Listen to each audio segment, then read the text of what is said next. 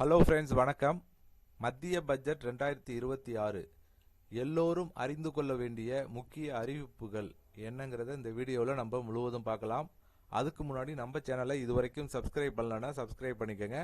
அப்படியே பக்கத்தில் உள்ள பெல் பட்டனை மறக்காமல் ப்ரெஸ் பண்ணிக்கோங்க.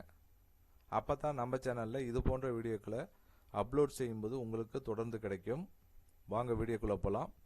மத்திய நிதியமைச்சர் நிர்மலா சீதாராமன் 2026-27 ஆண்டுக்கான ஒன்றிய மத்திய பட்ஜெட்டை பிப்ரவரி 1, 2026 அன்று பாராளுமன்றத்தில் தாக்கல் செய்தார். இது அவரது தொடர்ச்சியான 9வது பட்ஜெட் ஆகும். இந்த பட்ஜெட் சாமானிய மக்கள், தொழிலாளர்கள், முதலீட்டாளர்கள், தொழில் முனைவோர் என அனைத்து பிரிவினரையும் மையமாக கொண்டு தயாரிக்கப்பட்டுள்ளது.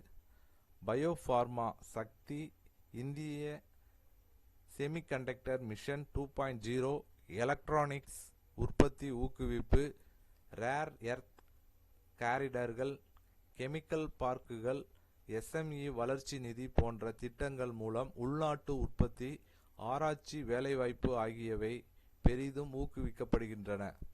உள்கட்டமைப்பு வளர்ச்சிக்காக 2026-27 நிதியாண்டில் ரூபாய் 12.2 லட்சம் கோடி மூலதன செலவு அறிவிக்கப்பட்டு உள்ளதுடன் அதிவேக ரயில் வழித்தடங்கள், நீர்வழி மற்றும் கடற்கரை சரக்கு போக்குவரத்து திட்டங்கள், நகர பொருளாதார பகுதிகள் போன்றவை நீண்டகால வளர்ச்சிக்கு அடித்தளமாக அமையும். அதே நேரத்தில் புதிய வருமான வரி சட்டம், எளிமையான ஐடிஆர் தாக்கல் முறை, டிடிஎஸ் மற்றும் டிசிஎஸ் சீரமைப்புகள், சிறு வரி செலுத்துபவர்களுக்கு கூடுதல் நிவாரணங்கள் போன்ற அறிவிப்புகள் பொதுமக்களுக்கு நேரடி பலனை வழங்குகின்றன.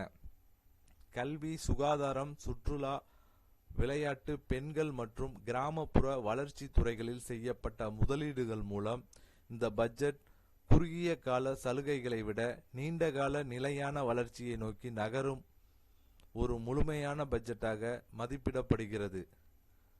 ஸோ பட்ஜெட்டில் பெண்களுக்கு, சாமானியர்கள், நடுத்தர மக்கள் எல்லாத்தையும் மனசில் வச்சுட்டு தான் அந்த பட்ஜெட் தயாரிக்கிறாங்க ஒவ்வொரு வருடமும். ஸோ இந்த வீடியோ கண்டிப்பாக பயனுள்ளதாக இருக்கும்னு நினைக்கிறேன். இந்த வீடியோ உங்களுக்கு பிடித்திருந்தால் லைக் பண்ணுங்கள். உங்களுடைய கருத்துக்களை கமெண்ட் செக்ஷனில் கமெண்ட் பண்ணுங்கள். உங்கள் உறவினர்கள், நண்பர்களுக்கு ஷேர் பண்ணுங்கள். மீண்டும் இது போன்று வேற ஒரு வீடியோவில் சந்திப்போம்.